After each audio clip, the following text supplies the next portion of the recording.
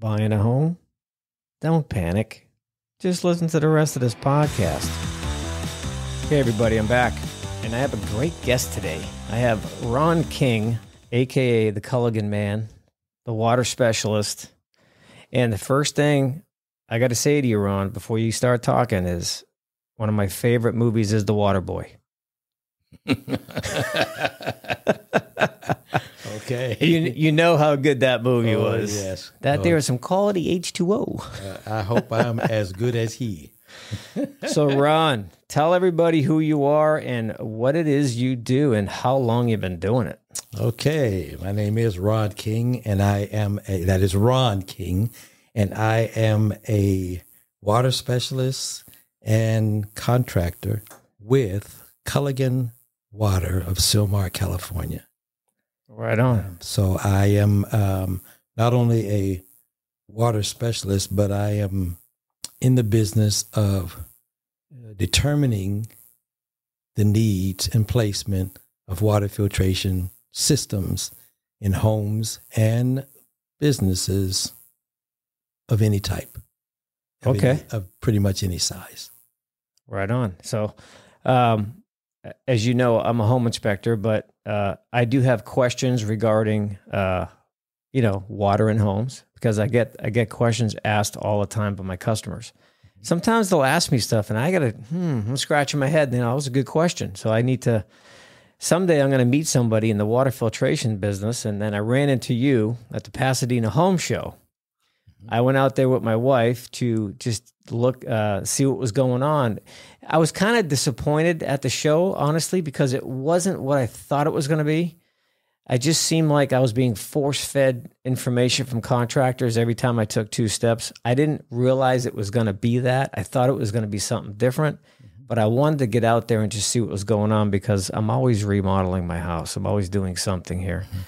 And I wanted to go just check out some of the contractors to see what they had for, cabinets and so forth. And then I met you there, and we spoke briefly, and I said, wow, I'd like to talk to you some more. So that's why I invited you on the show. I believe when I saw your card, it said that you were a water specialist on it. I'm like, oh, well, that is absolutely perfect.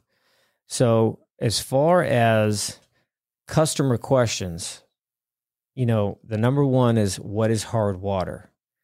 Now, I could give them my explanation of that, but I'd rather hear it from you. Mm-hmm. Okay. Go right ahead. Hard water. Okay. Being in California, and specifically Southern California, in this area, people experience hard water across the board, everyone. I find that when I meet customers and I go to the homes, and it appears that customers who come from other areas, they recognize the hard water in California immediately, even though they don't know exactly what it is and what's causing it. They know something's wrong. But they know something's wrong based on the fact that they came from the Midwest, they're from New York City area, whatever. And the biggest concern is either, first of all, why is my hair so crazy? I mean, mostly it's the women that complain. I do my hair, and it's like I can't manage my own hair. My hair is breaking off in the sink and in the shower, and then my skin is very dry. So that's the first complaint that people have when they encounter hard water, particularly for the first time.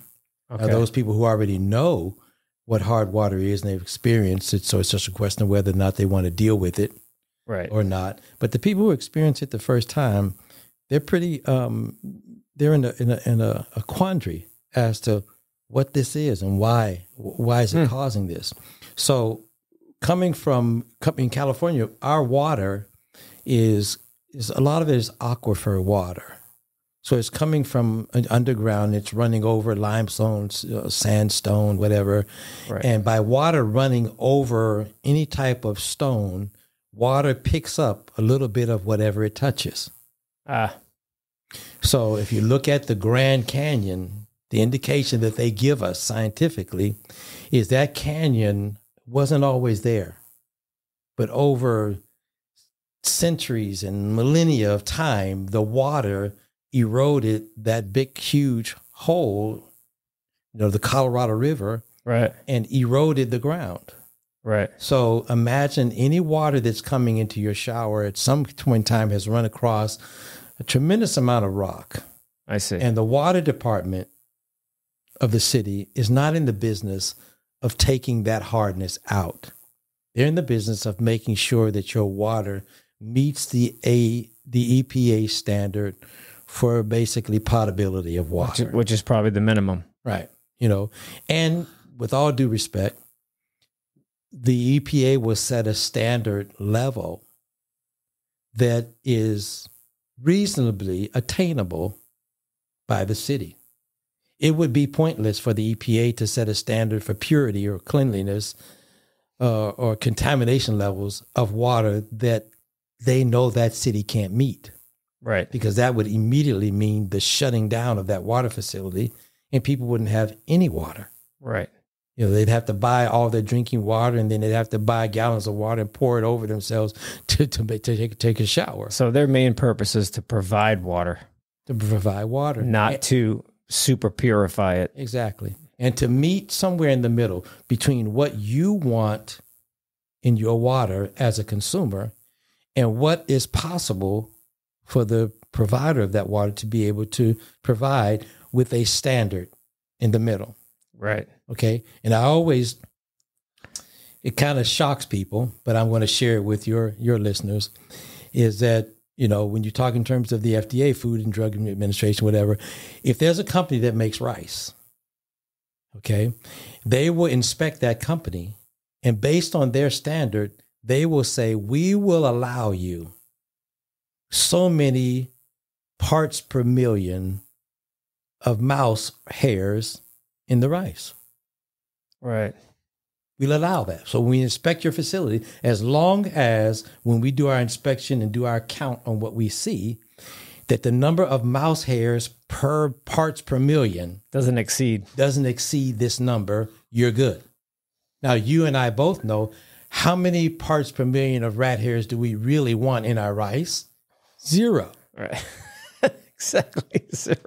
But they know that 0 rat hairs is not possible. It's not possible. There are too many rats. Yep. And they govern where they go. We don't. Right. They determine that on their own. Mm-hmm. We can only minimize how many and where they go. So the same thing with the water. The city has to decide, okay, what are we going to focus on?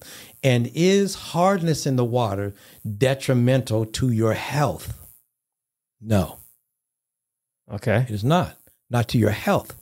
It may be detrimental to how you feel and your aesthetics and how your hair looks and whether your skin is dry.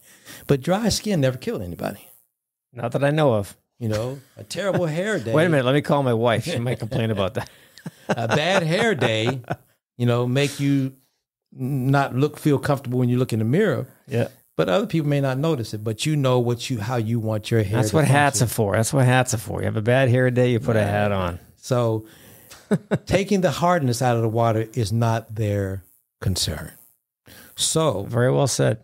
When we move into a home, if you and I lived in the woods, we had a tree house and we were drinking water from the stream and we were showering from the waterfall, and all of our food, we were cooking from a little pot and making a little charcoal, whatever, a fire to cook. Living off the land. We would not have a problem with hard water because hard water is only a challenge when you run that hard water into a system where it has to come in contact with metal. So it's the metal in the house that doesn't like hard water. Mm-hmm. Because the calcification, as well as when you take that hard water and you mix it with soap, the white sludge that you see on your shower doors and crusting on your shower heads and your faucets. Can't stand it. Yeah. That's the hardness in the water. Yep. When you put soap in it, the soap, when it goes into the hard water, its first responsibility is not to clean your hair. Its first responsibility is to clean the water. I see. And that's why it immediately binds with that hardness creates this white sludge. So now that white sludge with whatever is left over soap is now trying to clean your hair. And then when you rinse your hair, you're trying to rinse that sludge out with more hard water. Can't do it. So the hair and the laundry and your clothes really don't get clean. Ladies, are you listening to this? This is a lot of good information right here. Because you can't rinse out something with something that has the same thing in it. Right. Hardness. So the hardness is still there. So they don't address it. So rather than going any further than that, what is hardness? That is what hardness is in the water, is calcium and magnesium. How hard your water is, which we'll probably get into that later. Right. It varies. And that's determined based on a acronym, which is grains per gallon. How many grains per gallon of hardness is in the water? That means how much hardness or calcium and magnesium is in each gallon of water as it flows through your home. Now, is that something you have to determine when you come to a house or a business? Yes. We And do a water test. And then from there, you determine or recommend what system's best for that house? We determine what system is best for the house, but it's not based on the hardness. Okay. At least in this area. In another area where hardness may not be an issue, then that may be an option to go with another piece of equipment. But generally speaking, right, hardness is going to be dealt with a softener. The difference in hardness only dictates how often that system has to regenerate. Now, you want me to go explain that for you? Sure. Okay. Regeneration. I'm all ears. Okay. Regeneration is the process. You want to look at it like a vacuum cleaner bag. If you're vacuuming your home, you have a bag on it that collects dirt. And once that vacuum bag is full, you have to change that bag. Right. Otherwise, if you don't change the bag, what happens is while the vacuum cleaner is blowing, if the bag is full, it'll start blowing dirt back out into the room. Mm-hmm. Okay. Which is the same thing that happens with a softener. Once it gets to the point where it's met its capacity of what it can accumulate in calcium and magnesium on the resin beads inside the tank, the system now goes into regeneration. That means the system now will go automatically into bypass. It'll shut off the water to itself and allow the water to only flow from the water main through the house, bypassing the unit. Got it. Which is what's called a bypass unit. Yep. Now, during that time period, the system now has pumped water into the brine tank or the sodium pellets, and it will create a brine water. And it will now suck that brine water through the resin beads in the tank while the regular water is flowing through the house. It's regular hard water. And as it's doing that, the sodium water, which has a greater, let's call it affinity, to attract the calcium and magnesium that has attached themselves to the resin, because the resin attracts them out of the water and allows the water to flow through the system soft.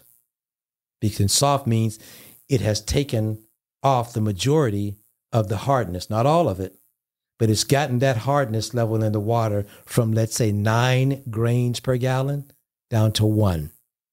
Oh, okay. Now it's soft. Because all of the hardness, most of it, has attached itself to the resin inside of the tank. Now, in order to get that sodium to release itself from the resin in the tank and clean itself, you have to put something in there that has a greater affinity to attract the calcium and magnesium to where they'll jump off the resin onto that, which is sodium. So it attaches itself to the sodium ions, and then they flush down the drain. Then the system rinses itself. So you're saying you're referring to salt, right? Yeah. Okay. So like so part of your system is a salt system, right? Mm-hmm. Okay. So now once it flushes it down the drain, fluffs itself, it's ready, goes back in service again. Now the water's flowing through and it's ready to begin like a brand new dry cleaner bag. It's ready to start all over again, collecting. That's really interesting technology right there, because it literally has a bypass. It shuts itself down, reworks itself while it allows the water to flow throughout the house without interruption. Right. That's really interesting. And so the system, because it does that regen, it, like you said, it doesn't interrupt the water flow, but it does get itself ready to start working all over again. Now, how long is that? That time period of regen on a smaller system, it's about an hour and 15 minutes. Some of the larger systems may take an hour and a half, depending on the size of the equipment. But that is the process of how the system actually works to be able to clean, solve, and so let me say this before I forget this. So what you're describing is if that system takes an hour or an hour and a half to clean itself out. So for an hour and a half, you're not getting the benefits of hard water treatment because of that's going on, correct? Exactly. Okay. Exactly. For that time period. And most times our systems, they default at regen time, they default at 2 a.m. I see. When no one's really using anything. Right. But you can tell the technician, I would prefer to have it to regen at this time. Based on my work schedule, based on the dynamic of how my family works, I would like a regen time at this time, and they will set it for that time. That's interesting. It can be set for another time, right? And that's how it works. Now, when it comes to regenerating, the hardness of the water. You remember I said the equipment the equipment itself is not changed based on the hardness of the water. Right. So if your hardness of your water is 9 grains per gallon, in my area where I live, I'm at 15 grains per gallon. That means my system is going to collect this. And let's say again, let's add this, that the size of our houses are about the same, which meaning not necessarily only the square footage of the house, but it's the number of fixtures in the house that utilize water, and mainly the number of full bathrooms. So when I go to a home, I ask the person, well, how many bathrooms do you have? And they'll normally say, well, we have 4 bathrooms. And I'll say, does that mean 3 full and 1 powder? They go, you're exactly right. Exactly. So the powder, I'll discard that one because there's no shower or bathtub. We're only talking about a lavy. A toilet and a sink, yeah. Yeah. So 3 bathrooms, so we can look at how many showers can run. If you're at 9 and I'm at 15 or 16 grains, your system may regen every 28 days. Whereas based on my hardness, my system may regen every 14 days. Oh, I wasn't even catching that at first. Glad you made put more detail on that, because I wasn't even thinking of that until you just said that. So I wasn't thinking, wow, it could take 30 days for that thing to go through its regen cycle. It's not like a daily thing. No, I see. It's got to come. It's like a vacuum cleaner. How many days does it take for this vacuum cleaner bag to fill up with dirt, with me vacuuming my carpet, right, to where I need to change the bag? How many days a day? Okay, so that may take a couple 2 weeks. weeks. 2 weeks. 2 weeks. A month. But now my son comes home one day, wants to have a party right after they won the rugby tournament. And he brings 20 guys to my house right after the rugby game. And they now pile into my living room just right after a rugby game. And he forgot to vacuum, didn't he? So now when I vacuum the floor after these guys leave, I've now filled up my vacuum cleaner bag. Gotcha. In 3 days. So the more usage dictates when you're or the more regen. Or let's put it like this. Let's make it clearer for your audience. The dirtier the water, right, the more often it's going to take, the more frequent it's going to be for the system to regen. Right. The harder the water, the more frequent the regen process. Got it. Understood. I got it now. That's good. Thank you. Mm-hmm. Good stuff. We're off to a good start there, Ron. Okay, good. Good explanation, by the way, too. I was able to follow along. That means a lot. All right. So I was going to ask another question. You may have covered this, but I'll say it anyway. How does a homeowner determine if they have hard water? Okay. First of all, you determine that you've got hard water by where you live. Okay. Right. Now, where would a homeowner go to find that out before they, like, say, they're thinking about buying a house in like Woodland Hills or maybe Burbank or West LA? Where would they go to find out if that area is known to have a high hard water concentration? Every area publishes online their annual water report. Okay. So any consumer can go online to the water department. You can go to LA water. If you live in Beverly Hills, you can go to Beverly Hills, and you can see whether your area outside of an entire county has a specific water report that they do. But you can go into the online and find out the closest and most applicable water report for your area. Okay. And it's published online, available for you. Download it, and they'll put on there exactly what the hardness level is. Is that a monthly thing or a yearly thing? Yearly. Okay, annual. Okay. Right. And they would publish everything about the water, what's in the water and what levels, whether they meet the EPA's, MCL, which is maximum contamination levels of the water. They publish in there and show you exactly what the EPA says. This is the most you can have of this particular chemical. Mm-hmm. And this is what our level is. So they list all of that for you every single year. It's on there is what your hardness level is for your area. But after that, you can call a company like Culligan, and we do water testing. We'll come out and immediately test and tell you what your hardness level is at your house and in your neighborhood, but specifically for you since the request is by you. Got it. Okay. And the simplest indicator that you have hard water in your house is the film it leaves behind on your faucets and on your glass and all that stuff. Depending on how hard the water is, again, the harder the water is, the quicker you're going to see that. A lot of people will see the place that will cause the water to show it, or the hard water to show itself the fastest or the quickest, are areas in your house that deal with hot water. Okay. Because hardness, or calcium and magnesium, precipitates out of water faster on the cold side than the hot side.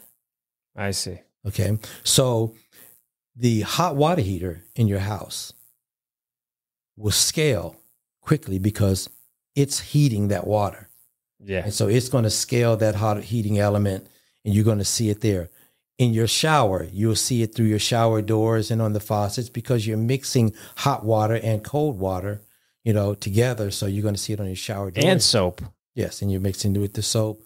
So you're going to see, when you see the calcification coming out of your shower heads and you see that whiteness, that's mostly because of the hardness in the water and the hot water. Got it. Okay. Because you're not throwing soap up there. But when you see it on your shower doors, it's hard to rub it off. That's the hardness in the water mixing with the soap. So that's how they know. They'll see by what they experience on their skin, hair, fixtures, whatever. But they can find out by either, first of all, pulling a water report and then having an actual, test run by us after we come out to the house. Okay, everybody. So if you're paying attention, I have to say there are some people that say, you know what? Well, the water, we really haven't felt the hard water has been a problem for us. And my answer to that is, if you can tolerate the hard water physically, your body, to where it's not a big deal for you, the question is, can your house tolerate it? You're referring to the plumbing. Yes. Because copper pipe in my house, it's the same copper pipe that's in your house. Just a question of the gauge. Type M or type L. There you go. Okay. I look at that stuff every day. Exactly. That's the only thing that changes. Yeah. Okay. And if some people might say, well, we don't have copper pipe. We use PVC or we use PEX. Okay, that's fine. So you don't have that concern on there. But when it comes out of the faucets, I have people who spend a lot of money on water fixtures in their house. Aerators get clogged up all the time. And they're trying to clean them. And I said, you ever try to take a while and try to clean that faucet, the scaling on it, and when you try to clean it off, the coating on the fixture comes off. Oh, yeah. That's like fused together. And they say, yes, that happened. I said, yeah, because it's like rock. If you leave it there, it fuses to there. And when you pull it off, the first thing it's going to lift off is going to be whatever finish they put on that metal that's underneath. It's going to take it off. Pot metal. That cheap pot metal. Most faucets are so cheap. Yeah. You got to spend really good money to get a really solid faucet. Mm-hmm. It costs a lot of money to get a really good faucet that you don't have to worry about. Yeah, it definitely makes a lot of sense. If you think you have hard water, which you most likely do to some level, you want to give Ron a call, have him come evaluate your house, and maybe he can recommend a system for you